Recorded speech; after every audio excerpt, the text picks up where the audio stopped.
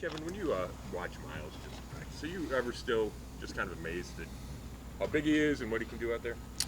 Yeah, I'd take you back, Scott, when I first saw him last training camp, in pads and going through drills. That was, unique to see somebody that size and be able to bend like that and get off the ball like that. So once I saw it then, it kind of became the norm. Could you clarify the rules of this mini bye? Vaccinated players allowed to leave town? They need to test every day still. Unvaccinated players. Vaccinated players can leave town, yes. But unvaccinated cannot leave town? They'd have to test every day, so I guess they'd have to leave town and then get back for the test that next day, theoretically. So just what are your feelings about this critical period? With the weekend or yeah, I think it's it's mandated by the league. The guys, we have to charge our battery up, and they got to be smart in their rest and recovery. We talked about that this morning. We're very mindful that we have 7 weeks until that mini bye after the Thursday night game. We have 12 weeks till our bye, so we need to be real intentional as a team about how we rest and recover. And correct me if I'm wrong, this is the first time players are allowed to leave before the season. That's right. History. Well, I think it's the first time they've mandated the time off. I think it was up to each club how they wanted to handle this weekend. I remember you'd be playing a game tonight, and then in previous years, and then the final cuts would be coming in the next couple of days.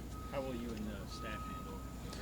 We'll work. We have plenty of work to do, but we've kind of outlined what we need to get done this weekend in terms of getting ready for next week. Do you like the bye so late in the season, Kevin, or is that?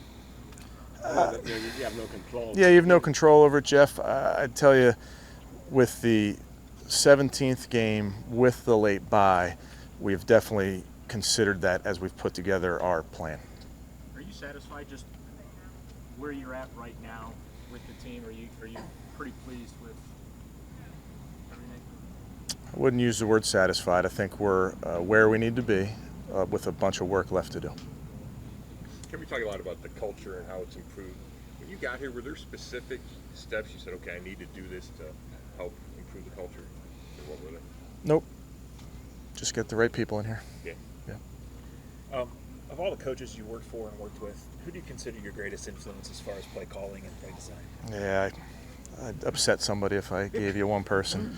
And I mean that, Zach. I was so fortunate to be around different people, different philosophies, different personalities, different schemes. So I've tried to take everything from all those guys. You told us about when you became the play caller. It was like, whoa, I mean, is it something you ever worked on before or envisioned, or was it just like this week I have to come up with a game plan? Played quite a bit of Madden growing up.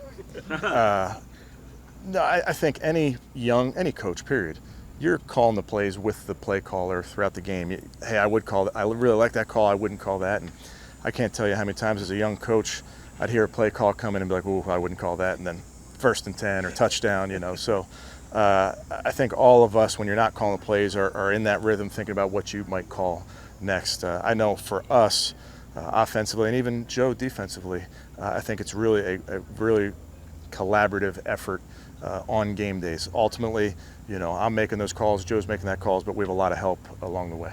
Kevin, any update on the injured guys like Greedy and Delpit? No update other than to say, Jeff, that everybody's progressing. You're going to let these guys live their lives and do as they wish this weekend. Are you encouraging them to stay close to home, though, or what's kind of that message? Yeah, I think the message is stay safe. Be careful. Follow the rules that are set forth. But in terms of telling guys what they can and can't do, I'm really not in position to do that. I'm in position to tell them to be safe and reiterate some of those messages this morning and again today. Kevin, a year ago when you guys played Kansas City, it was your first game back after that week off. Yeah. You personally, you still sounded a little sick. Can you recall? I did? Your symptoms were obvious. Yeah. Were you totally up to speed for that game day? I was. Yeah, I was fine. Were you a little rusty at all? Well, we lost, so I wasn't good enough, but physically I was fine. Except for the taste and smell? Yeah, that luckily came back a couple weeks later. Yeah. Do you look back at that game like we're playing the second team in a row, or is the new season second time in a row, or does the new season make it more of a new game? It's definitely a new game, Zach. I mean, we have a lot of the same players. They have a lot of the same players. We have the same coaches. They have the same coaches. You don't pick up where you left off, so we are certainly anticipating they're going to show us things that we haven't seen throughout the preseason. I know they expect the same from us. So, but of course there will be similarity because a lot of the faces are the same. Did you watch Ted Lasso? I've watched a bit of it. I haven't gotten through season 1 yet, though. I mean, Coach, do you relate at all? I don't know how to answer that, Scott. It's a good show. Kevin, you mentioned Joe earlier. Just what do you think of the job he did for you last year, and then how eager are you to see kind of? We asked you about the evolution of the offense. Right. How Yeah. eager are you to see Joe and his guys go to work? Yeah, for sure, Nate. I tell you, there was definitely an evolution of the defense as well throughout last season. Some different faces in, some different guys out. We added more in terms of the front, added more in terms of the coverage, even late into the season. So we expect defensively to be different. We obviously need to be better, and we know that as a unit, and we've outlined ways that we're going to do that. So we saw JOK get back. He's wearing his helmet.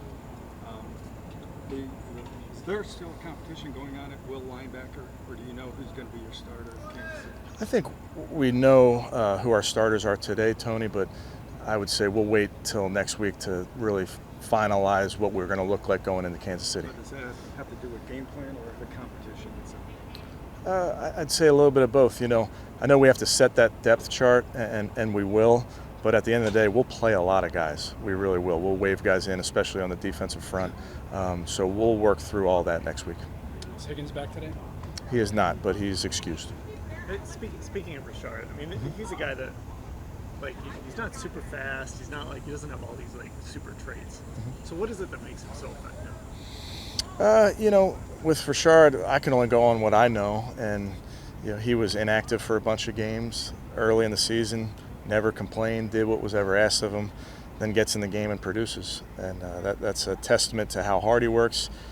We've talked about that rapport between him and the quarterback before, and there's a great ability to be where you're supposed to be, make a play when the ball's in the air. I just think that's kind of what I've seen from him in the last year. Yeah, I wanted to add, like, it just seems like he knows where he's supposed to be, like, every single time. Yeah, and I think obviously that's a big part of it. Being dependable to the offense, not just for the quarterback, but just being dependable. Will you finalize the practice squad today? I think we are finalizing it today and tomorrow. Hey, Kevin, because of the nature of rotating D linemen, is the fourth defensive end pretty important? And what was it about Joe Jackson that made you guys want to bring him back and put him there? Yeah, Nate, I tell you, all those roles are important, specifically to how we're going to wave the guys along the defensive front. So Joe had a nice camp, did a nice job in the game, so we expect him to continue to build on that. I guess another question is why him rather than the three guys you brought back to the practice squad? Yeah, I think there's so much to consider with those type of decisions, Tony, but specifically to Joe, he had a nice camp. On a practice squad, is there an ideal number of guys, like, these guys ready to play, this guy will try to truly develop? Is there something out there? I don't know if there's a specific number, Zach, but you definitely have guys that could play in week 1. You definitely have guys that you're looking at for next season that you want to develop and take a look at. So it varies. And is Michael Dunn still a consideration for IR? I think we'll work through all that. He's progressing, though.